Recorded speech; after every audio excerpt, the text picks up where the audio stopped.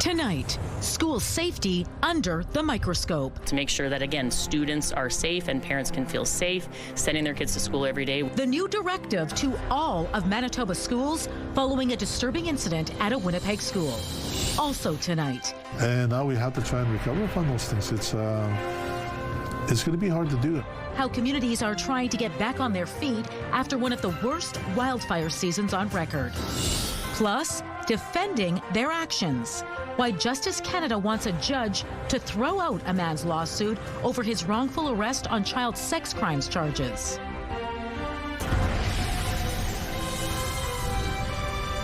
CTV News. Live from downtown Winnipeg with Marilee Caruso.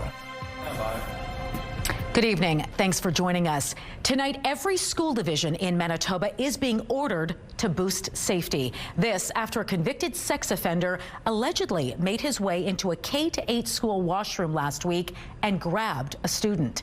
Today, the Premier spoke directly to parents who are now questioning just how safe their kids are at school. CTV's Harrison Shin was there as the Premier addressed the media today. Harrison, what did Wab Canoe have to say? Marilee, the Premier didn't mince words today. His message, our schools are safe, directing everyone, including us here in the media, to convey that message. There weren't a lot of specifics, but the Education Minister says everything is on the table. The message from the NDP government was clear Monday. Schools in Manitoba are safe. Manitoba schools are safe. In the wake of a disturbing incident Thursday afternoon, police say a man made his way into Darwin School and allegedly grabbed a child in the washroom. The child fought and got away. The man then fled, according to police. 28-year-old Scott William George, a convicted sex offender, was arrested at a nearby shopping mall. He is charged with assault, forcible confinement, and 2 counts of failure to comply with a prohibition regarding children. Education Minister Tracy Schmidt said Darwin School had locked doors, but she said that didn't work, so she's sending a strong message. Let me be clear. We are encouraging every single school division across Manitoba to strongly consider controlled access to their building. And she is going one step further. I've asked all school divisions to submit an emergency response plan to my department for review. This plan will include how they will control access at schools. Divisions will only have until Christmas to report. The province will provide an immediate $500,000 fund to the Manitoba School Boards Association to assist reviews and training. We look forward to digging into the details of today's announcement to make sure that the investments by the provincial government are put to the very best use that they can be in ensuring that the unique needs of community schools across the province are met. Schmidt also says everything is on the table. These are also first steps. We will take every measure necessary to make sure that kids are safe. PC education critic Wayne Iwasco says the announcement is reactionary and a firm decision on locking school doors needs to be made. While he was the education minister under the PC government, he did not mandate locked doors, but said he communicated with divisions and partners about policies that needed to be implemented.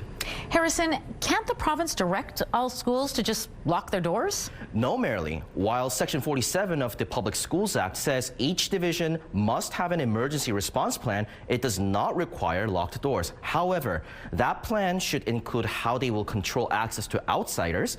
Minister Schmidt did not shut down the idea of locked doors, saying it's important to have a bit of time to work with school divisions to land on the best policy. All right, thanks for this, Harrison. Charges have been laid after a rural Manitoba elementary school received an online threat. The Manitoba First Nations Police Service was made aware of the threat Saturday, which it says was directed towards Langruth Elementary School. A youth was arrested the same day and was released with a future court date. The force did not elaborate on the nature of the threat and wouldn't say whether or not the youth was a student at the school. It's believed to be an isolated incident. A search of Brady Road landfill for the remains of a murdered Indigenous woman got underway today. I just told her parents, like, I hope you feel that this is the value and the respect and the dignity that we hold for your daughter, and I hope we're able to bring her home and bring her home soon. Ashley Shingoose was killed in March 2022 by convicted serial killer Jeremy Skibitsky. Police believe Skibitsky dumped her body in a garbage bin and the contents were taken to Brady Road landfill in the city's south end. The search for Shingus comes months after the remains of two other Skibitsky victims, Morden Harris and Mercedes Myron, were found at Prairie Green Landfill. Using the same search facility that we used at Prairie Green, which we've relocated to this site. And we have teams of searchers just methodically working through the landfill material. This is the same process that brought Morgan and Mercedes home. Now hopefully we'll bring Ashley home. Premier Wab Kinew says the search, which could take up to a year, will be funded through money earmarked prior to the excavation of Prairie Green. That search, according to the province, cost around $18 million, well below initial estimates. New details tonight in the federal government's plan to get ahead of the next wildfire season. As the past few years have shown, natural disasters are becoming more and more frequent. And this is a reality that we all need to confront together, whatever our level of government. Federal ministers were in Winnipeg today to announce more than $250 million is being earmarked to lease firefighting aircraft over the next 4 years. Officials say leasing aircraft will allow them to be put into service more quickly. It's still not clear how many or what type of aircraft the announcement entails or where they'll be going.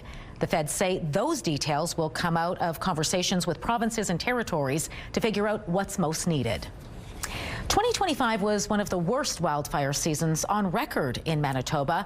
Fires destroyed thousands of hectares of forest. Whole communities were displaced and 2 people lost their lives. Now, months later, as many try to rebuild, they want to know what's being done to prevent future fires. CTV's Joseph Bernacki joins us now live with those details. Joseph, you spoke with a number of communities today caught up in those wildfires. How are they doing? Marilee, it's been a tough go for many that I've spoken with. Some businesses are still waiting on insurance, while others are tallying up losses. One First Nations leader I spoke with says his community is still trying to catch up in the aftermath. Fear. I had fear. Chief David Monius of Pimachikamak Cree Nation says that's what comes to mind when he recalls the deadly fire this summer. He watched 160,000 hectares of his nation's traditional land burn from nearly every direction. When I seen the amount of fire that was there, and it was coming towards from the west, moving towards the northern side, and then from the southern side, I thought, my God, and we're going to lose our homes. We're going to lose our livelihood, and what are we going to do with the people? Thousands of members of the Northern First Nation were evacuated, and they were out for weeks. They came back to a changed landscape. We're still very much into land-based subsistence, and when that's destroyed, it's hard to recover from that. It'll take years to recover from it. And it's not just communities trying to rebuild. Many tourism hubs across the province are out thousands in missed revenue. Pitt Turen, co-owner of Aikens Lake Wilderness Lodge, says his fly-in resort north of Nopaming Provincial Park lost 33 days of their limited season due to threatening wildfires. Just over $1 million of revenue that we weren't able to collect this year, and a lot of those customers will be back next year. But in our industry, our commodity is the dates on the calendar. Turen says the fires at Aikens Lake crept up to their doorstep before they got it under control. Don Lamont, executive director of Manitoba Lodges and Outfitters, says 2/3 of their members were impacted, so fire suppression will be on the agenda at their AGM next week. Everybody's got to have sprinklers. They've got to take any deadfall away from their operations. I mean, they just have to get ready. Lamont says measures like cutting back the brush may mitigate future losses. It's top of mind for Chief Monius at Cross Lake as he plans for community safety next year. His nation would like to teach reforestation practices to members, including establishing a functioning sawmill. It's empowering for our people. It creates jobs. It creates business. And I think it's going back to the old ways. Chief Monius says Pimachikamak Cree Nation had a functioning sawmill in the 1960s and was used for many years. He believes building a timber industry and teaching members the trade will help fire prevention for years to come. Did the nation sustain any structural damage? Monius told me they are still determining final costs, and he spoke of some cabins that had been burnt down. All right, thanks for this, Joseph. Those looking forward to lacing up their skates and hitting the river trail once again can now help with preparations. This is how it looked in January Not quite like that yet, though. The Forks has begun its annual Adopt-A-Meter campaign right now. For $50, you can adopt 1 meter of the iconic Nestawaya River Trail. The money helps support ice testing, snow clearing, flooding, and much more. As of this afternoon, 80 meters of trail had already been adopted. The river trail opens each year once conditions allow and runs along several neighborhoods such as St. Boniface, Norwood, Downtown, and Osborne Village. And just a public service message. The river trail is not safe to be on tonight, as are many waterways, Colleen. Although temperatures are dipping this week, it's not quite there yet. Dipping? I'd almost use the word plummeting. Well, yeah. I think it depends on your perspective. Just wait, folks, when I show you some forecast temperatures ahead this week. So yes, today is not only the first day of December, it also means it's the first day of meteorological winter. That's the months of December, January, and February. And after such a mild November, that's behind us now. Now that we've turned the page to December, temperatures you've already felt have become a little bit colder as we closed in on the month. But just wait until I show you the week ahead. It's not just the temperatures that are going to change this week. It's also the sky conditions. There's an Alberta Clipper heading Manitoba's way. I'll show you when it will move in and how much it will leave behind. Let's take a look right now, though. First, through the Bathfitter Live Eye. Bathfitter, your bath and shower experts for more than 40 years. In Winnipeg right now, it is partly cloudy and it is minus 14 degrees. Oh, but wait, with the wind chill, it feels like minus 20. Winds from the south at 11 kilometers an hour. The pressure's falling and the humidity right now, Marilee, is 81%. Thanks, Colleen. A traffic note if you're driving into the St. James area this weekend. The city says northbound St. James Bridge, which runs from Academy Road to Portage Avenue, will be closed between 6 a.m. and 6 p.m. Sunday. It's for maintenance work. The city suggests giving yourself some extra time and using either the Maryland Bridge or William R. Clement Parkway instead. Some additional changes are coming to the new transit system when the winter schedule launches later this month. The city says all on-request zones currently operating after 7 p.m. will be extended to about 2 a.m. on weekdays and Saturdays. On Sundays and holidays, they'll operate until about 12:45 a.m. Additionally, boundaries for Zone 103 are being adjusted so people can take on-request rides to Garden City Shopping Center and Walmart. Several routes are also being adjusted and having buses added following complaints of buses being late and over capacity. The winter schedule takes effect December 14th. The Attorney General of Canada is calling for a judge to toss out a Manitoba man's lawsuit. The statement of claim alleges Ottawa is partly responsible for a botched RCMP investigation he says ruined his life. To explain, CTV's John Hendricks joins us now live. John, what is this legal action all about? Marilee, in August, Scott Taylor sued the Attorney General of Canada and the RCMP over an incident that happened last summer. He was wrongfully arrested and falsely linked to a child sex exploitation ring. However, the Federal Department of Justice is calling for the lawsuit to be dismissed. I had to hide. I had to go in hiding. Literally had to go in hiding, and my house was vandalized. I had so many death threats. Like endless amount of threats. I'm scared. That's what Scott Taylor told CTV News in July of 2024, days after he was arrested, charged, and taken out of his Portage La Prairie home by RCMP officers. His statement of claim alleges that RCMP mistook him for another man with the same name. His lawsuit claims easily verifiable information, such as his lack of facial hair and a different company truck on his driveway, would have proved Mounties had the wrong guy. However, Canada's Attorney General says there were reasonable and probable grounds to believe he was involved in the offense, including that his name and race matched, and he was known to RCMP. The statement of defense also says the RCMP acted lawfully, reasonably, and in good faith, adding that the RCMP media release did not amount to defamation.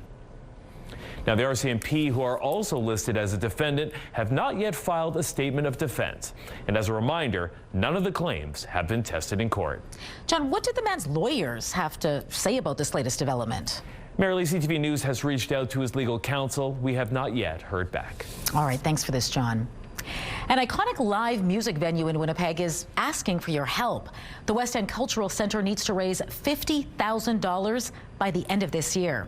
CTV's Jeff Keel shows you why the centre needs the money and what happens if it falls short. Normally, a band gets all of the attention here, But now, a financial crunch is taking center stage at the West End Cultural Centre. At the moment, we have a cash flow issue. The nonprofit venue is asking the public for donations. They want to raise $50,000 by the end of this year. Executive and Artistic Director Jorge Requena Ramos says while they are not at risk of closing, they need the money to pay the bills and avoid making some tough decisions. If we don't get the money, we're going to have to start looking at staffing changes in the facility first. We're going to have to start looking at presenting less events. Requena Ramos says they're feeling the inflation pinch. He says ticket sales are down and people are drinking less, plus social issues are also impacting attendance. The people that were poor in the neighborhood are poorer in the neighborhood, and that also has created a feeling of uncertainty in coming to this neighborhood. Manitoba Music Executive Director Vanessa Cuzina is not surprised to hear the centre may be struggling. It's really hard to hear because it's such a beloved venue and a really important venue.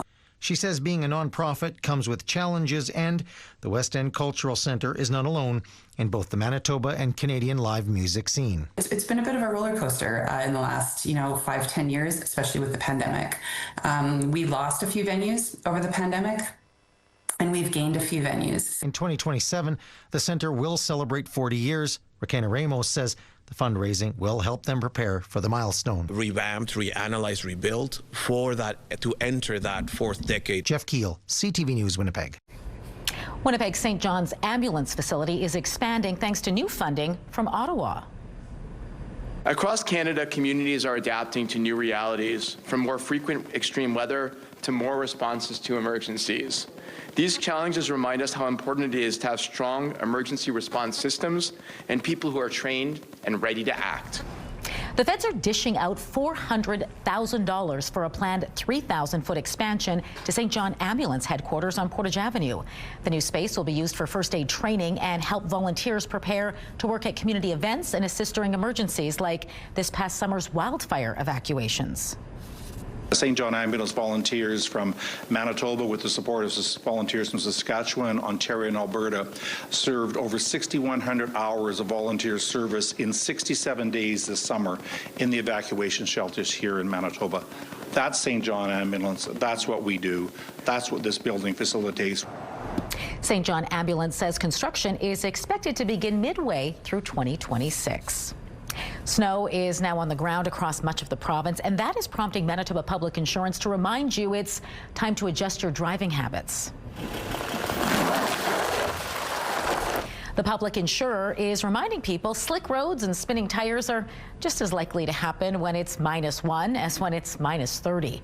It's encouraging you to start braking sooner, leave more distance between vehicles, and avoid using cruise control. You should also be sure to clear snow and ice from your vehicle, including inside the wheel wells, and keep an emergency kit handy in case you get stranded. Also recognizing that others may want to go a bit slower because that's the care that they need to take in order to make sure that they arrive to their destination safely as well. So patience on this one is a real big piece. MPI says more than 43,500 collisions happened last winter. 1 in 7 of those had careless driving as a contributing factor. And slippery road conditions is not the only sign of the season making its return. The iconic humbug sign has reappeared on a balcony in the Polo Park area. The sign has been a Yuletide landmark leading up to Christmas since 1973, when the original owner decided he wanted to wish people happy holidays in his own special way. Still to come tonight, pipeline pushback. We are not going to override the jurisdiction of our provinces. Even though the Premier of BC has reversed his opposition to a new pipeline running through his province, hurdles remain. Those details when we return.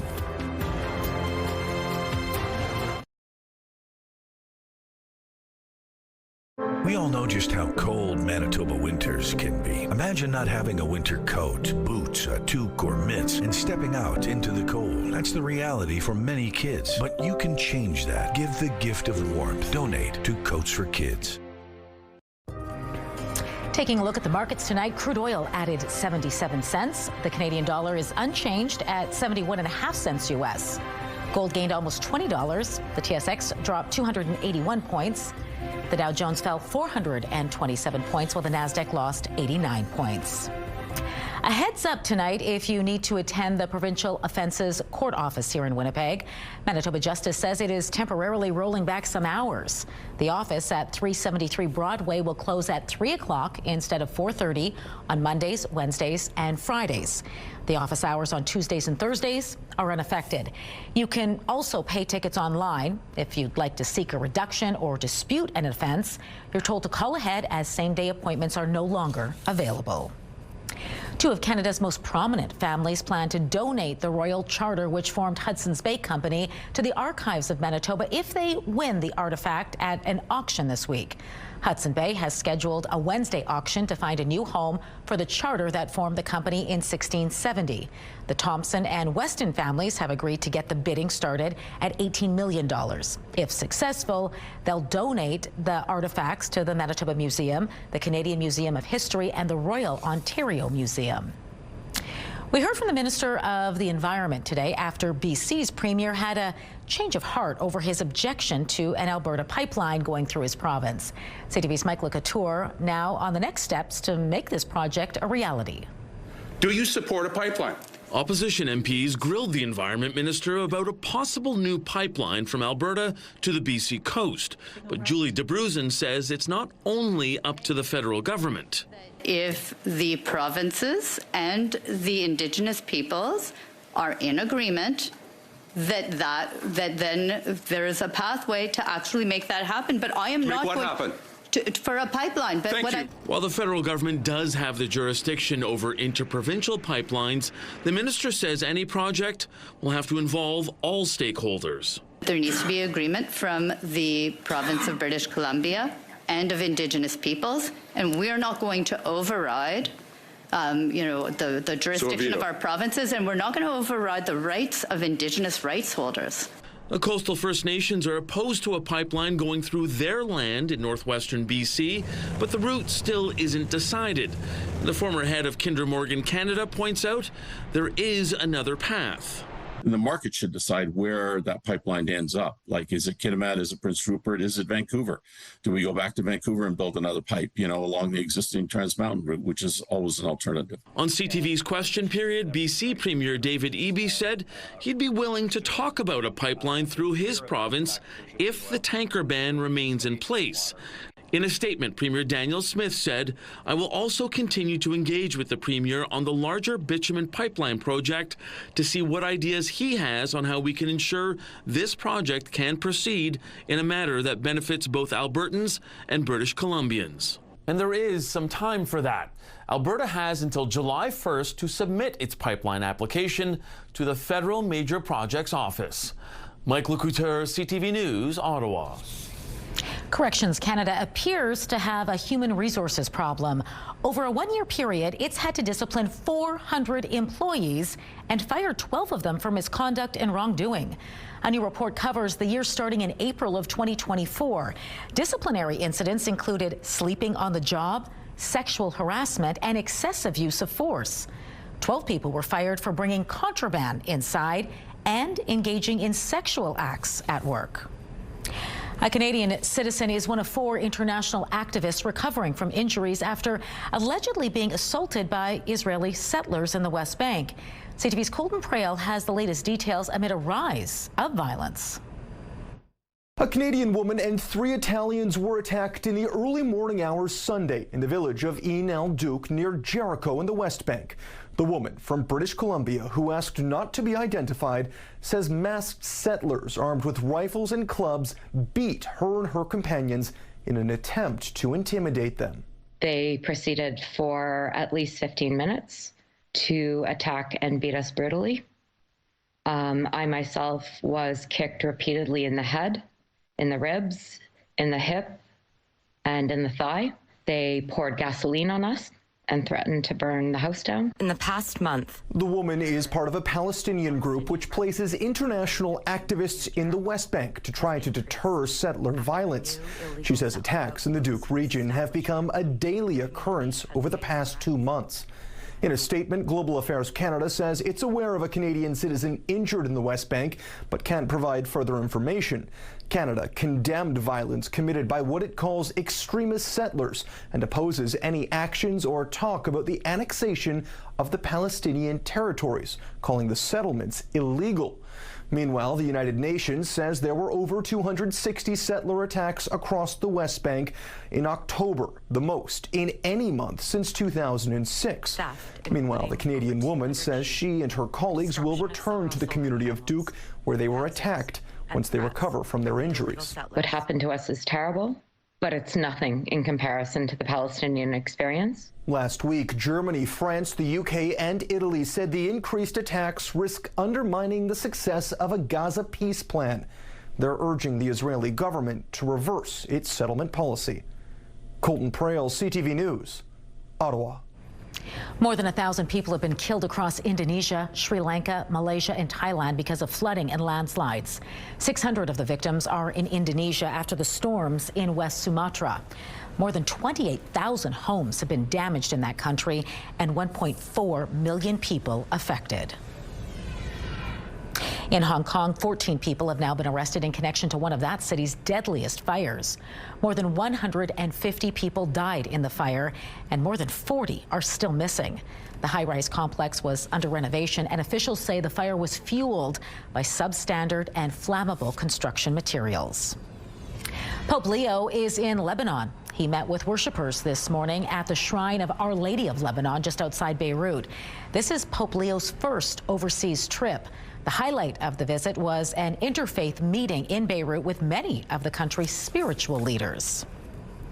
The Canadian blind hockey program in Manitoba is heading toward its finale. The first shift blind hockey program kicked off 6 weeks ago at the Hockey for All Center in West Winnipeg. It's open to youth and adults ages 6 to 25 who are blind or partially sighted, helping them ease into hockey in a friendly, affordable setting. Sunday marked one of the final sessions of the year, and organizers say the program offers much more than just ice time. It builds community. I think it's monumental because they're with people that get the similarity difficulties that they assume every day, whereas able-bodied sport, you don't really see that.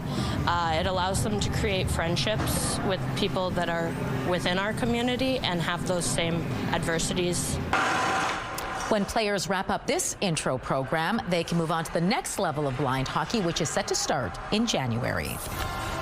I think getting the word out there to introduce girls that are not already in the sport of curling is the tricky part. They could be Manitoba's next generation of all-star female curlers, and this weekend, they had a chance to get introduced to the sport. That story when we return. Well, after spending most of November talking about how temperatures were well above normal, they're going to drop well below normal for the foreseeable future anyway. Take a look at the long-range forecast. The normal daytime high now for this time of year for Winnipeg, the beginning of December, is -7. A far cry from that on Wednesday, -16 degrees. The trade-off, it will be sunny. That's Arctic high pressure for you. The next round of snow comes through on Thursday, -8 degrees. A chance of flurries by Friday, up to -9. And then we cool right off for the weekend. Mix of sun and cloud both days, with highs of -18, -19 degrees.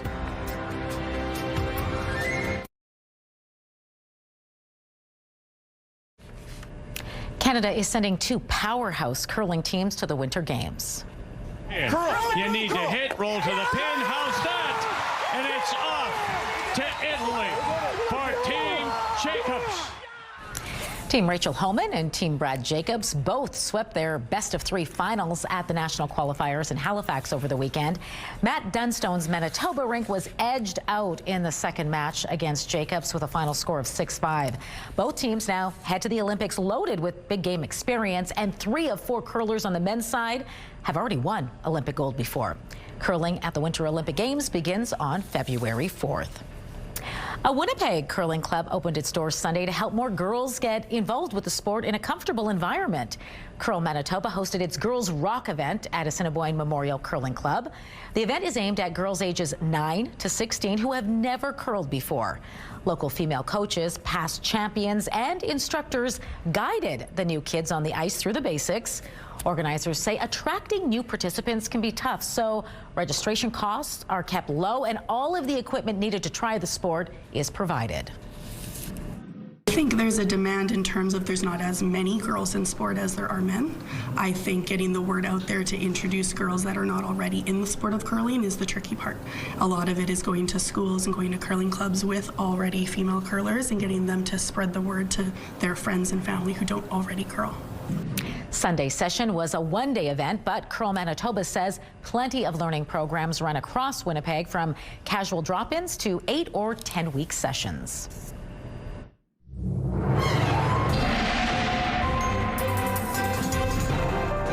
CTV Skywatch weather brought to you by South Beach Casino and Resort. Visit southbeachcasino.ca.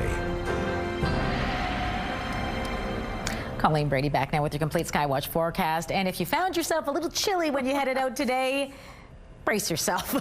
Yeah, you saw that long-range forecast, folks. Some pretty cold temperatures ahead. And even before we get to the long range, just wait till I show you some pretty cool temperatures ahead tonight, including here in southern Manitoba. We've had surface high pressure over our region, and that helped to bring some sunshine today, but it also helped to deliver a blast of Arctic air, which has cooled things off considerably. So right now in Brandon, clear there. Here in Winnipeg, a little bit more cloud, but some clearing. Off to a cloudy start to the day earlier today, and then with that high pressure, we saw some clearing. In northwestern Ontario, well, the snow is falling so lightly still in places like Kenora and Sioux Lookout that it's not even picking up on the radar. But I want to focus on the snow that's out the other way, out straddling the Alberta-Saskatchewan border. This is snow from an Alberta clipper that's formed.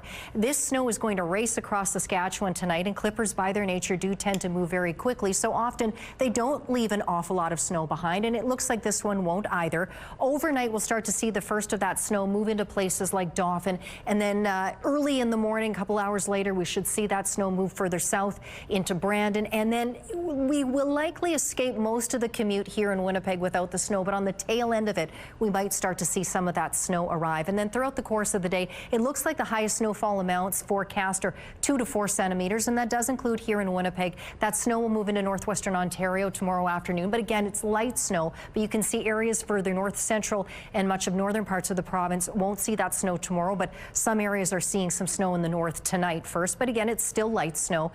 Then we get overnight into Wednesday, we clear right out, and you saw those daytime highs, like for Winnipeg, minus 16 degrees in the sunshine, but that's the effect of that high pressure there. It's sort of the trade-off. Tonight, increasing clouds, but we will drop down to minus 17 degrees thereabouts. Winds out of the southwest at 10 kilometers an hour. For a few hours tomorrow, earlier in the day, the winds will strengthen before they ease up in the afternoon, so strongest wind speed should be about 20 kilometers an hour. Now again, light snow is possible during the commute when it should be around minus 14 degrees, but mid-morning onward is more likely when we'll see that snow arrive. 2 to 4 centimeters forecasted over the next few hours over the course of the day tomorrow, a high of minus 9 degrees. Up into the northeast tonight, well, it'll be fairly clear there. You'll get more sunshine tomorrow, but ahead tonight, some snow coming through there as well, but some very strong north winds tomorrow will develop, and that will send temperatures falling down to minus 26 tomorrow for Thompson and some sun. Across the northwest tonight, low snow falling there, overnight lows as cool as minus 22 in Lynn Lake, but also in those strong north winds, temperatures falling all around the region, all the way down to minus 27 tomorrow for Lynn Lake. In the southwest tonight, snow overnight for Swan River and Dauphin, and then by tomorrow morning early, that snow spreads into Brandon. Brandon down to minus 20 tonight, folks. Minus 6 there tomorrow. Winnipeg in the southeast, increasing cloud tonight, temperatures in the minus 17, minus 18 degree range. We get that snow tomorrow. Pretty much everyone looking at highs around minus 9. Cloudy in northwestern Ontario tonight, down to minus 15. Snow arrives tomorrow afternoon with highs between minus 9 and minus 11. Our first weather photo takes a look at that gorgeous sun pillar. This was out near Riding Mountain National Park. That photo is from Maria. And northern Manitoba, specifically the northwest tonight, so beautiful. You can see that photo up at Lac Brochet. It was taken by Amy. Send us your weather photos to Winnipeg Weather at ctv.ca. A historic relic that stood inside Portage Place Mall for decades has been removed. The 122-year-old iconic clock has been crated up and placed in storage, according to True North, the company behind the multi-million-dollar redevelopment project at the old mall. It says the clock will remain in storage in case someone steps forward with a plan for the relic. The clock was originally installed at the top of Winnipeg's old City Hall building. CTV Winnipeg's annual Toy Mountain campaign is expanding the list of drop-off locations this year. My mom had a lot of fun in it. That's TJ Oakley hitting the airwaves with our friends from Bounce 99.9 and 103.1 Virgin Radio at Access Storage across from IKEA on Saturday. This year, we are trying to serve about 8,500 children, which is 2,500 more than last year. The Salvation Army says it's because the need has really increased, and with these added locations, it hopes to make donations easier and more convenient.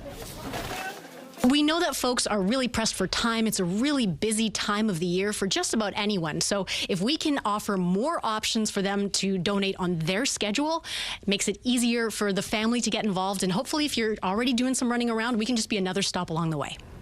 We're looking for new unwrapped toys for children up to 12 years of age. This weekend, we are having another Toy Mountain pop-up at CF Polo Park. For a full list of locations, just go to our website, ctvnewswinnipeg.ca. HIV rates in Canada are on the rise despite fewer people being diagnosed. I'm going to speak with an expert in the field to go over the findings of the latest report. Stay with us.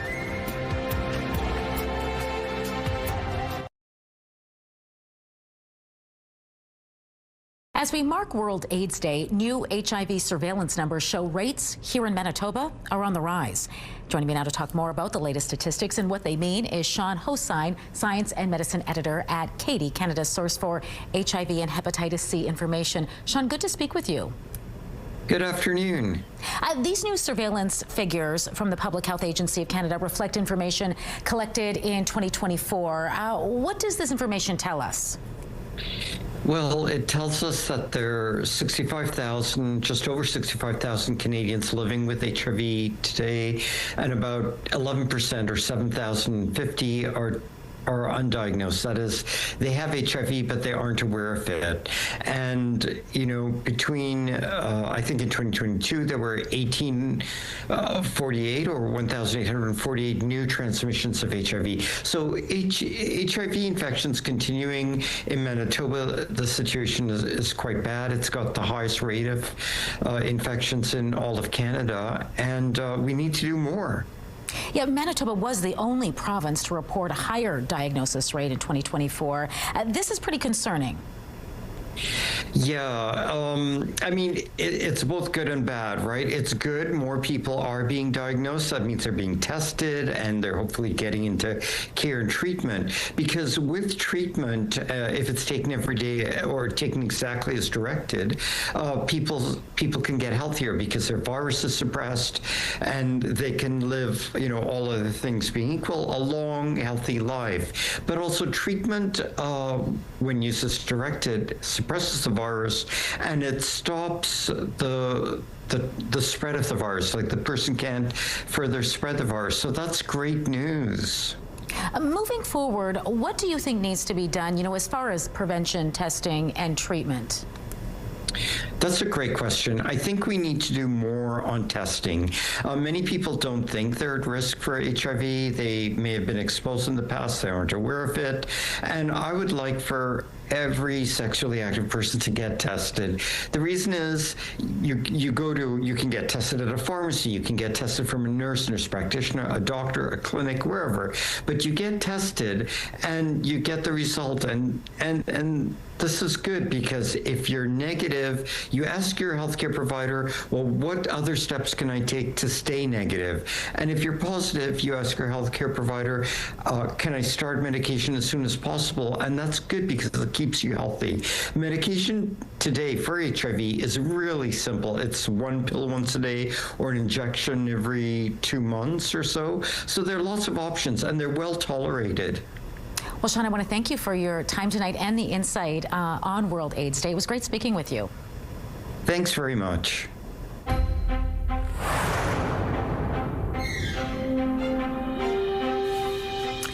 There's a broccoli recall to tell you about tonight. Your Fresh Market brand broccoli florets, which were sold in 6 provinces, are being recalled due to possible salmonella contamination.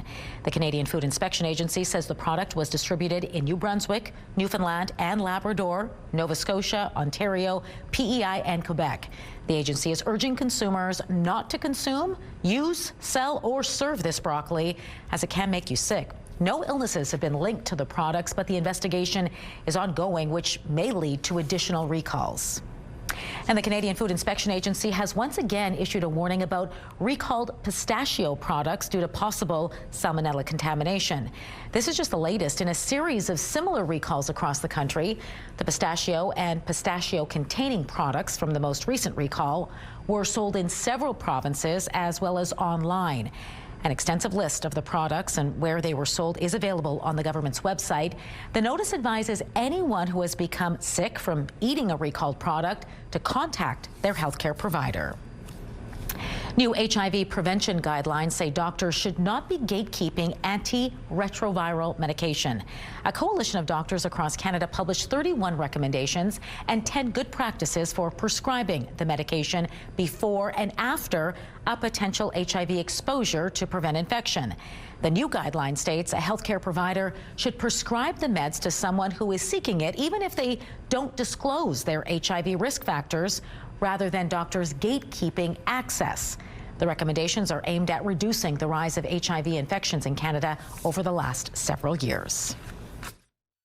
Medical Watch is brought to you by Manukin Koster Denture Clinic.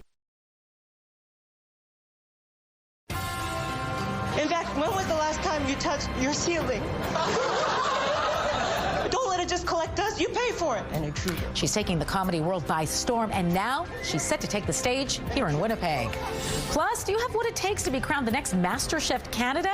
Casting for season 9 is now open. All that and more next in Spotlight.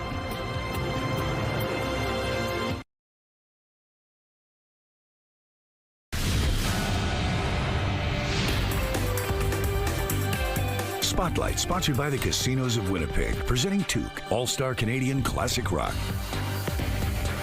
An up-and-coming comedy star is coming to Winnipeg. Her name is Atsuko Okatsuka, and she's had a couple of very successful stand-up comedy specials on HBO and Disney+. Now she is going on a North American tour. Yeah, an intruder came to our house. An intruder to our house. Yeah, but technically we rent, yeah. So our landlord had an intruder. We were just there to... Okatsuka sold out more than 200 shows last year across 20 countries. And in addition to her comedy, she's also finding success as an actress, recently wrapping an Apple Plus movie called Outcome, featuring Jonah Hill and Keanu Reeves. She will be performing at Club Region Event Center on March 14th. Tickets go on sale this Friday through Ticketmaster. Thanksgiving weekend just wrapped up south of the border, and a lot of families were heading to the movies together, and they sent a new animated sequel to Number One.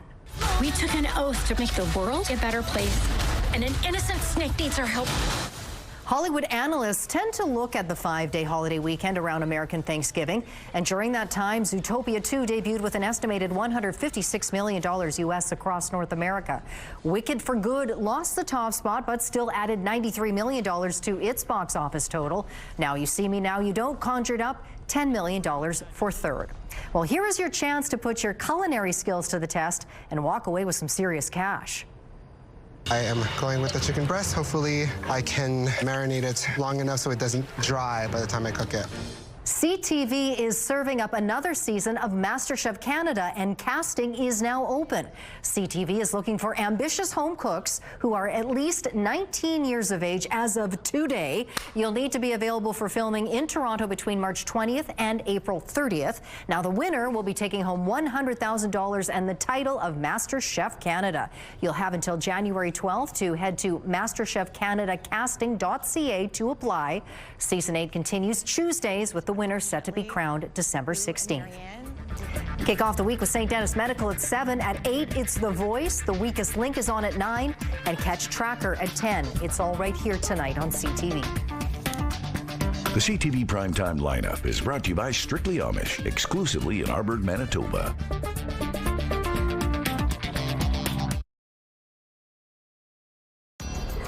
Women's clothing provided by RW & Company. Salon services provided by S&Teak Spa Salon. Well, just like that. The highest temperature today, -12, well below normal. All of a sudden we have to talk like that. Well, down to -17 tonight, increasing clouds. Snow moves in tomorrow, 2 to 4 centimeters is possible. It will peter out late in the afternoon, early evening, but watch for blowing snow tomorrow evening. Sunny and -16 Wednesday, more snow on Thursday. Brr. Thanks, Colleen. Students across Manitoba packed into Kelvin High School Saturday, not for gym class, but for Rocket League. This is a video game where players drive flying vehicles to play soccer. The event is sponsored by the Winnipeg School Division. More than 30 teams were competing for a chance to represent Manitoba on a national level, and one of the coaches says most of the coaching actually isn't about how to play the game. A lot of the coaching goes towards like, okay, how do you provide constructive criticism to your teammates? How do you, if you and a teammate are beefing, if you're having, if you're mad at each other about something, about, well, who messed up that shot, who messed that goal, how do you have that conversation in a manner that has a positive outcome, right? Young says in-person practice keeps teams grounded and accountable and helps players build healthier communication.